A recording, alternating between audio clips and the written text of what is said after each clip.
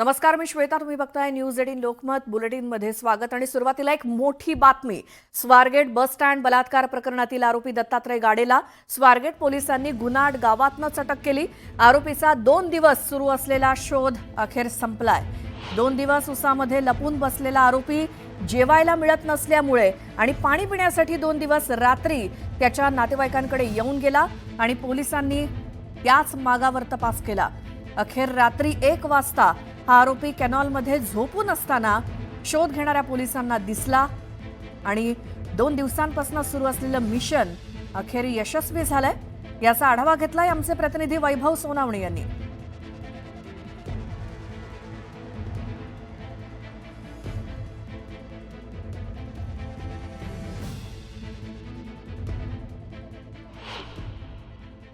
आरोपी ताब्यात आहे. त्याला कस्टडीमध्ये घेतलेलं आहे. पुढचे इन्व्हेस्टिगेशन जे ते स्वारगेट पोलीस स्टेशन या ठिकाणी चालू राहील. पाणी पिण्यासाठी आलता सर कुठं? आरोपी ताब्यात आहे. त्याला ताब्यात घेतलेलं आहे. पुढचे इन्व्हेस्टिगेशन स्वारगेट कडून चालू राहील. तुम्हाला ते तिथं तुम्हाला सगळी इतर माहिती प्राप्त होईल. संबंधित आरोपीला ताब्यात घेतलेला आहे. पुणे पोलिसांनी जी इन्फॉर्मेशन मिळालेली होती त्याच्यावरती वर्कआउट करून त्याला त्याच्या गावातूनच ताब्यात घेतलेला आहे. बाकी डिटेल माहिती माननीय आयुक्त सर प्रेस कॉन्फरन्समध्ये देतील.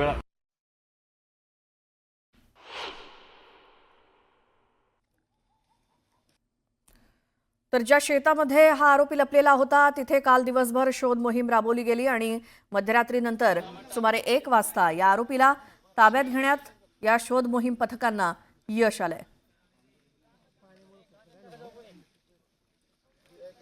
अखेर दत्ता गाडे या स्वारगेट प्रकरणातील या बलात्कार प्रकरणातील आरोपीला पोलिसांनी ताब्यात घेतलंय. तर आरोपी दत्ता गाडे हा उसाच्या शेतामध्ये लपून बसला होता आणि त्यानंतर पोलिसांनी ड्रोन आणि डॉग स्क्वॉडच्या माध्यमातून शेतात शोध मोहीम राबवली. त्यानंतर त्याला ग्रामस्थांच्या साहाय्यानं शेतातनं पोलिसांकडून अटक करण्यात आली. रात्रीचे 2 वाजत आलेत आणि जो आरोपी आहे स्वारगेटच्या बलात्कार प्रकरणामधला एसटी स्टँडवरचा हा आरोपी 2 वाजता रात्री स्वारगेट पोलिसांच्या डिटेक्शन ब्रांचनं या गावातून पकडलाय. रात्री 10:30 वाजेच्या सुमारास हा आरोपी पुन्हा एकदा गावामध्ये आलेला होता आणि पोलीस अधिकारी आता रवाना झालेत पुण्याच्या दिशेनं या आरोपीला घेऊन. जी माहिती मिळते त्यानुसार तो आल्यानंतर ज्या घरामध्ये तो आलेला होता त्या घरामध्ये त्यांना सांगितलेलं होतं की मला सरेंडर करायचंय, आता मला सहन होत नाही, माझ्याकडून चूक झाली आहे. ही सगळी माहिती जी आहे महेश बहिरट नावाच्या एका व्यक्तीच्या घरी तो गावामध्ये आलेला होता 10:30च्या सुमारास. आणि त्यानंतर या व्यक्तीनं पोलिसांना याची माहिती दिल्यानंतर पोलिसांनी तो ज्या रस्त्यानं उसाना आलेला होता त्या रस्त्यापर्यंत नेलेलं होतं. मात्र हा आरोपी जो आहे तो गावातच एका ठिकाणी लपून बसलेला होता आणि पोलिसांनी गावात शोध घेतल्यानंतर या आरोपीला इथून अटक केली आहे आणि आता हे सगळेजण पुण्याच्या दिशेनं रवाना झालेत. व्हिडिओ जर्नलिस्ट सचिन अन्साटेसह वैभव सोनवणे, न्यूज 18 लोकमत, पुणे. तर आरोपीला घेऊन पुणे पोलीस आता पुण्यामध्ये पोहोचलेले आहेत आणि हेच ते उसाचं शेत आहे ज्या ठिकाणी ग्रामस्थांच्या मदतीनं आरोपी दत्ता गाडेचा शोध काल दिवसभर शोध मोहिमांकडनं यंत्रणांकडनं सुरू होता. त्यामध्ये डॉग स्क्वॉड होतं, त्यामध्ये ड्रोन यंत्रणा होती आणि या सगळ्याद्वारे या आरोपीला शोधण्याचा प्रयत्न केला जात होता.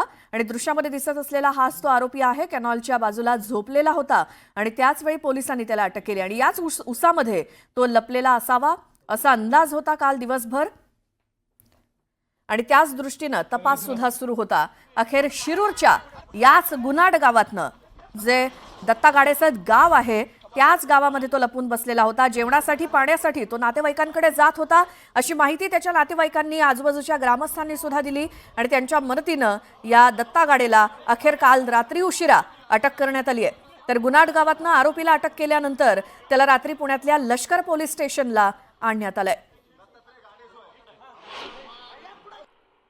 आरोपीला लष्कर पोलीस ठाण्यामध्ये आणण्यात आलेलं आहे आणि त्याला घेऊन चाललेले आहेत पोलीस.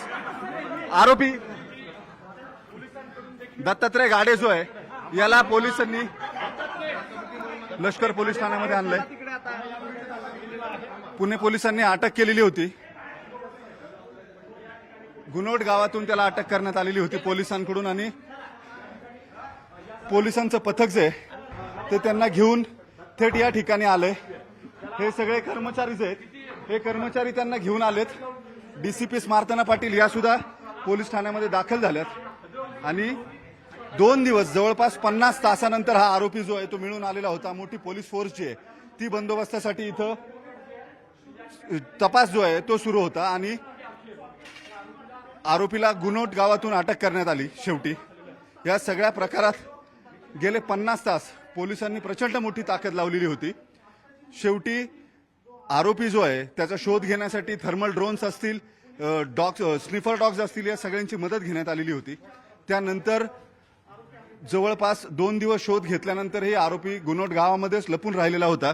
संध्याकाळी तो त्याचे नातेवाईक जे आहेत त्यांच्या घरी पाणी मागण्यासाठी आलेला होता साधारण 10:30च्या सुमारास आणि त्यानंतर पोलिसांना याची जेव्हा माहिती मिळाली तो येऊन काही वेळात लगेच तिथून निघून गेलेला होता आणि गावाच्या जवळ असलेल्या विहिरीजवळ झोपून होता। ज्या गस्तीवरचे पोलीस होते, स्वारगेट पोलीस ठाण्याची टीम जी होती ती त्याचा शोध घेत असताना त्यांना तो तिथं कॅनॉलमध्ये झोपून नदीच्या विहिरीच्या बाजूला झोपलेला आढळून आला आणि त्यानंतर त्याला तातडीनं ताब्यात घेण्यात आलं।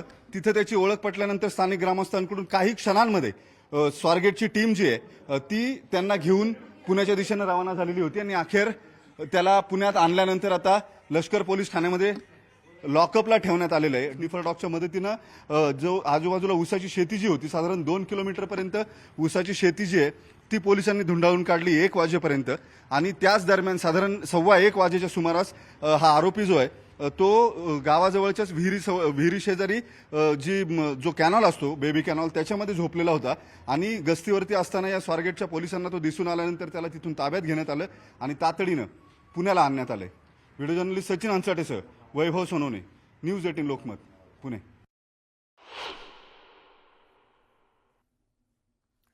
तर आरोपी दत्ता गाडेला अखेर अटक करण्यात आली आहे। काल दिवसभर आणि त्याआधी सुद्धा एकूण 50 तास सर्च ऑपरेशन सुरू होतं। अखेर दत्ता गाडे अटकेत आहे आता आणि याबद्दल अधिक बोलूयात। आमचे प्रतिनिधी वैभव सोनावणे आपल्या सोबत आहेत। वैभव, या सगळ्या सर्च ऑपरेशन नंतर काल अखेर रात्री हा दत्ता गाडे सापडला, काय सविस्तर माहिती आणखी द्याल याबद्दल? श्वेता, पुणे पोलिसांनी या आरोपीला पकडण्यासाठी त्याचं गाव जे आहे ते गाठलेलं होतं। 3 दिवसापूर्वी पहिल्यांदा ज्या दिवशी गुन्हा दाखल झाला त्या दिवशीच पोलीस त्याच्यापर्यंत पोहोचलेले होते, मात्र पुरेशी कुमक जी आहे ती त्यांच्याबरोबर नव्हती आणि त्याचाच फायदा घेऊन जो आरोपी आहे दत्ता गाडे तो पळून गेलेला होता आणि तो पळून गेल्यानंतर पुणे पोलिसांच्या समोरच्या अडचणी मोठ्या प्रमाणावर वाढल्या। तो कुठे गेलाय किंवा काय गेलाय याची माहिती समोर येईपर्यंत याच्या बातम्या ज्या आहेत त्या माध्यमांमध्ये सुरू झाल्या। आपण ही बातमी सगळ्यात आधी दाखवली होती। स्वारगेटच्या एसटी स्टँडच्या मध्यावर थांबवलेल्या बसमध्ये बलात्कार करण्यात आल्याचे आणि त्यानंतर यंत्रणेला खडबडून जाग आली। मोठी मॅनपॉवर जी आहे ती डिप्लॉय करण्यात आलेली होती। गुन्हे शाखेचे अधिकारी कर्मचारी असतील हे 2 दिवस शोध घेत होते। परवाच्या रात्री तो एका नातेवाईकाकडे पाणी मागण्यासाठी आल्याची माहिती पोलिसांना मिळाल्यानंतर मग आणखी कुमक वाढवण्यात आली। पुण्यातून जवळपास 15 टीम ज्या आहेत त्या तिथे गेलेल्या होत्या आणि त्यांनी आरोपी जिथं झोपलेला होता त्या भागामध्ये स्निफर डॉग्स नेले। त्याच्यानंतर या कुत्र्यांनी त्यांचा माग दाखवला।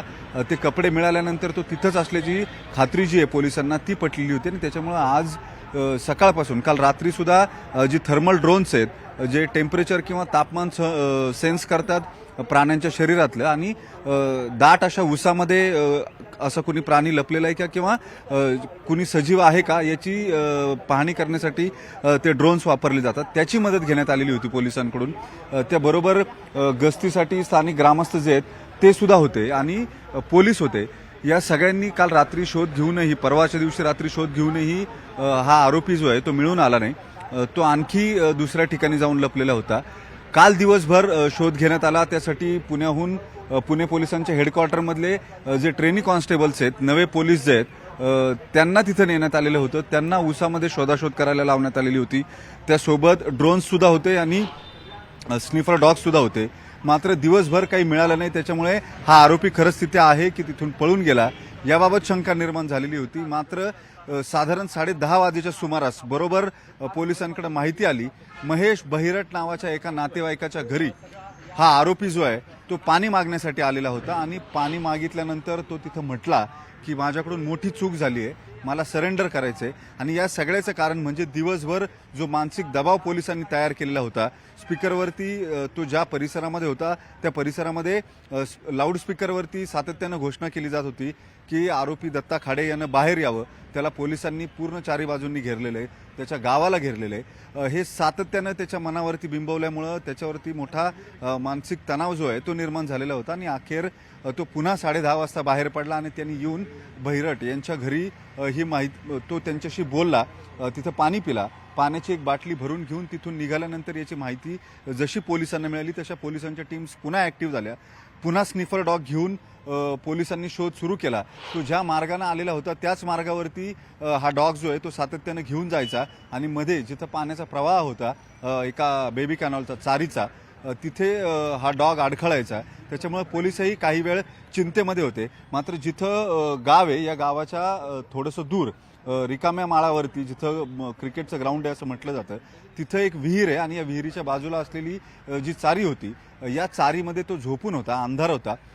याच परिसरामध्ये जेव्हा उसामध्ये शोध घेण्यासाठी स्थानिक ग्रामस्थ आणि पोलीस गेलेले होते, स्वारगेटचे पोलीस तिथं होते, त्यांना पहिल्यांदा हा आरोपी जो आहे तो तिथं असल्याचं लक्षात आलं आणि त्याच्यानंतर स्थानिक ग्रामस्थ आणि पोलिसांनी त्याला पकडलं. त्याला पकडल्यानंतर पोलिसांना सर्वाधिक जास्त चिंता होती ती तिथं ग्रामस्थ त्याच्यावरती हल्ला करतात की काय अशी परिस्थिती होती. त्याच्यामुळे त्याला तातडीने तिथून हलवणं गरजेचं होतं. आरोपी तोच असल्याची खात्री पटल्यानंतर स्थानिक ग्रामस्थांकडून अवघ्या 2 ते 3 मिनिटात या आरोपीला गाडीत बसवून अत्यंत वेगानं वाऱ्याच्या वेगाने या गाड्या ज्या आहेत त्या पुण्याच्या दिशेनं रवाना करण्यात आल्या. तोपर्यंत इतर टीम्सलाही त्याची माहिती देण्यात आली. क्राईमचे जे गुन्हे शाखेचे जे अधिकारी कर्मचारी होते त्यांनाही हे कळवण्यात आलं आणि त्यानंतर स्निफर डॉग्स जे आहेत ते विड्रॉ करण्यात आले. त्यांनाही तिथून बाहेर काढण्यात आलं. ड्रोन्सचं पॅकअप करण्यात आलं आणि पोलिसांनी ग्रामस्थांचे आभार मानले. तोपर्यंत ही टीम जी आहे बरोबर 1:12 या आरोपीला अटक करण्यात आलेली होती. तिथून ते निघाले आणि साधारण बरोबर 2:55 आरोपीला घेऊन या लष्कर पोलीस ठाण्यामध्ये ही टीम जी आहे ती पोहोचली. त्याच्यानंतर इथल्या डीसीपी ज्या आहेत स्मार्तना पाटील त्या इथं आलेल्या होत्या. त्यांनीही या आरोपीला अटक केल्याची अधिकृत माहिती जी आहे ती दिलेली होती. हे सगळं झाल्यानंतर जी माहिती आता समोर येते त्याच्या प्राथमिक तपासामध्ये हा आरोपी हा हॅबिच्युअल ऑफेंडर आहे. म्हणजे या अशाच पद्धतीनं त्याने यापूर्वीही गुन्हे केले असल्याची शक्यता आहे.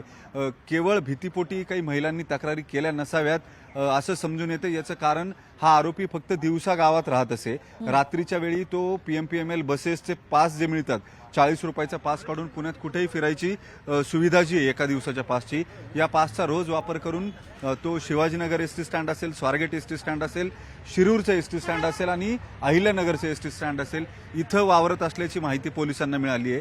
तिथं त्याचे सीडीआर लोकेशन, टॉवर लोकेशन मोबाईलचे ते आढळून आलेले आहेत आणि तो अशाच पद्धतीनं सावज जे आहे ते सावज हेरत होता.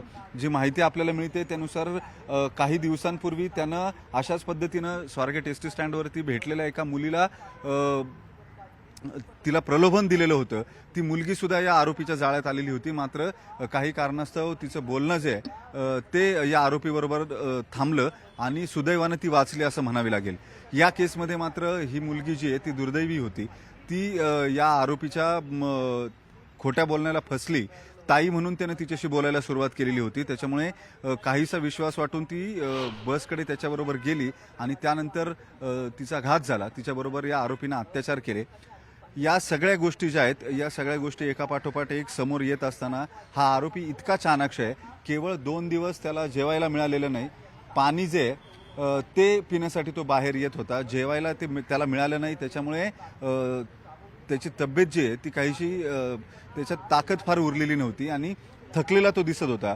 या सगळ्या परिसरामध्ये सतत चालून किंवा जागा बदलत असल्यामुळे आणि मानसिक ताण वाढल्यामुळे या सगळ्यामुळं तो शेवटी या मानसिकतेला आलेला होता की आता त्याला पळता येणं अवघड आहे. आणि दुसरी गोष्ट त्याच्याकडे पैसे नव्हते. सगळ्यात महत्त्वाची बाब म्हणजे त्याच्याकडे पैसे नसल्यामुळं त्याला तिथून बाहेर जाता आलं नाही किंवा कुठेही प्रवास करता आला नाही. या दरम्यानच्या काळामध्ये त्याने एका ठिकाणी शर्ट बदललेला होता.